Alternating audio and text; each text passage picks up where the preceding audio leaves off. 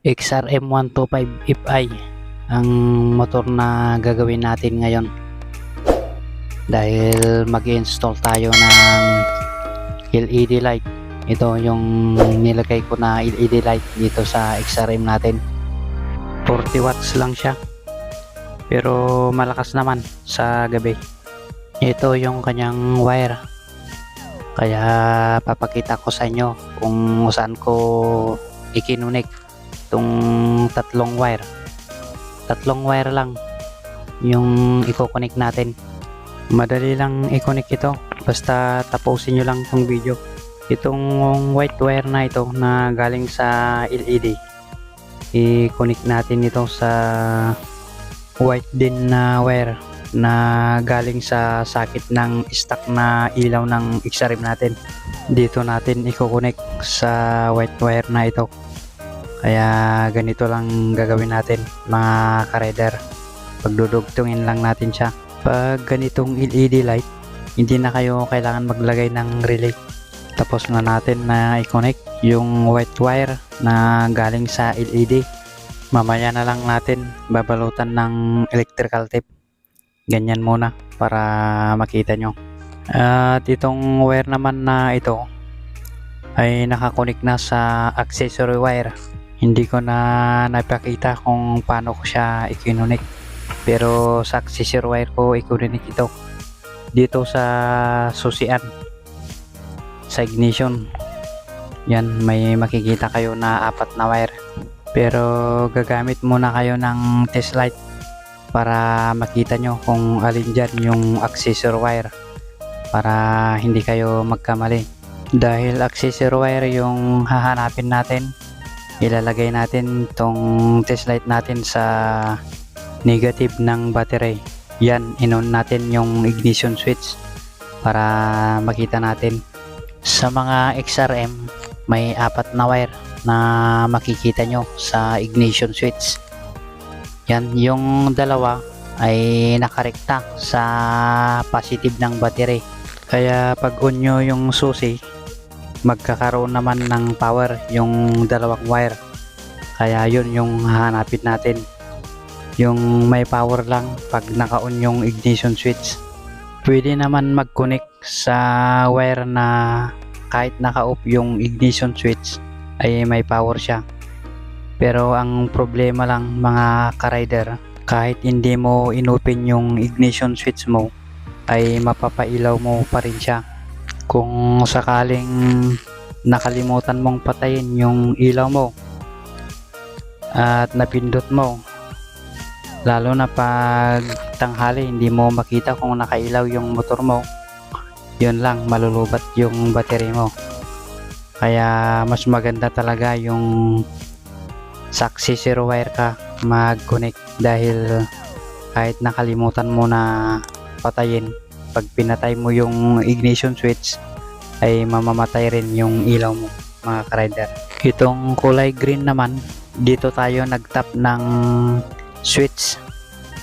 Yan yung kulay green na galing sa socket ng ilaw, ikinunik natin sa green din na galing sa LED. At ito yung switch na nilagay natin. Yan, kung makikita nyo, dyan sila nakakonect yung dalawang green. Pag naglalagay kayo ng switch mga ka-rider, mas maganda sa ground kayo maglalagay para sigurado. Huwag kayong maglalagay sa accessory wire, mas maganda dito sa ground para mas safe. At ito naman kulay blue, ito yung high beam nya, ikinunik din natin sa kulay blue ng LED. Yan, tapos na natin na i-connect yung tatlong wire.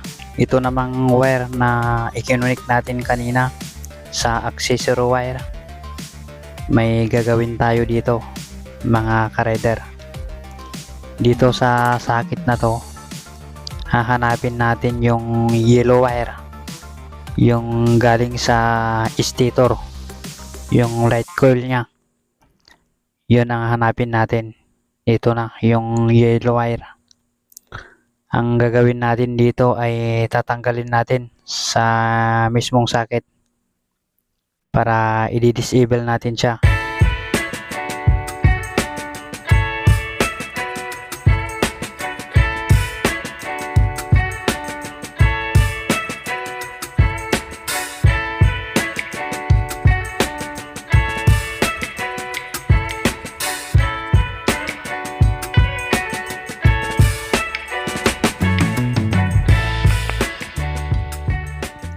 Ito, natanggal na natin yung yellow wire. Yan, hindi na natin gagamitin ito. Dahil itong yellow wire na ito, galing sa stator ito. Ito yung nagsusupply ng ilaw sa stock na ilaw natin. Pero ito, pag ginamit natin kasi ito, kukurap-kurap yung LED natin. Madaling masira pag ganon. Kaya tinanggal natin siya. At itong kabila naman na socket, ito yung pinaka output niya ay may yellow wire din na makikita natin. Ito yung sinusupplyan ng yellow wire na galing sa stator. Yan. Dito natin ilagay yung i-connect natin kanina sa accessory wire para magiging battery operated siya. Yan, tanggalin lang natin tong kanyang electrical tape para makita nyo. Yan, may nilagay na ako noon na wire dito dahil nagtap na tayo noon ng ilaw dito. Kaya hindi ko na tinanggal ito. Ito na yung kailangan natin.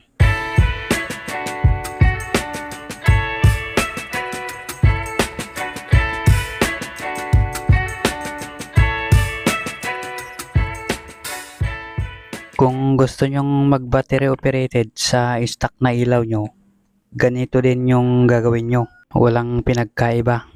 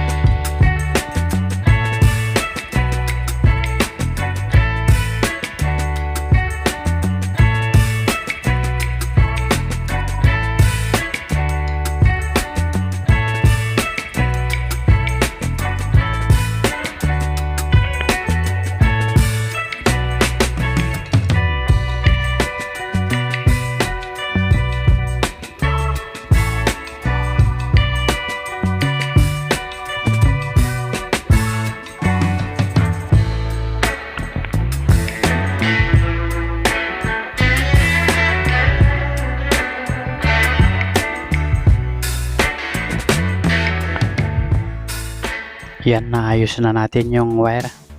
Ito na yung accessory wire na i-connect natin sa yellow wire para magiging battery operated na yung ilaw natin, mga ka-rider. Yan, idudugtong lang natin na ganyan. Pag mag-install kayo ng LED light na ganito, mas mabuti na i-battery operated nyo siya para hindi madaling masira yung ilaw na ikakabit nyo. Yan, tapos na natin na i-connect lahat yung mga wiring nya, pero hindi pa natin siya nabalutan ng electrical tape. Ganyan lang yung ginawa natin. Itong socket na ito na nakikita nyo, ito yung stock na ilaw natin.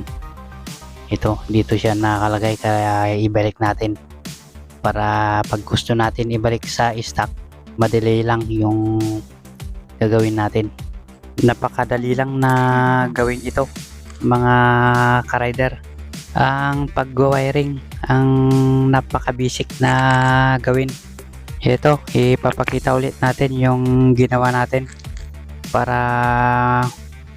masundan nyo yung mga hindi pa nakakaalam dito. Yan, pero sa mga expert na ng ganito, ay manood na lang kayo. Mga iba kasi na nanonood ay ayaw nila yung paulit-ulit. Yung mga iba naman, hindi naman nila naiintindihan yung mga pinapakita natin. Kaya nagtatanong pa sila kung saan ko daw ikinunik yung mga wiring. Yan, subukan na natin kung gumana yung ginawa natin. Yan, gumana mga ka-rider, lakas yung ilaw. Makita ninyo naman sa video, gumana siya. Yan yung kanyang high beam. Yan yung low beam niya. Malakas siya. 40 watts lang to, ilaw na to. Balutan na natin ng electrical tape yung mga dugtungan ng wire para hindi mag short circuit.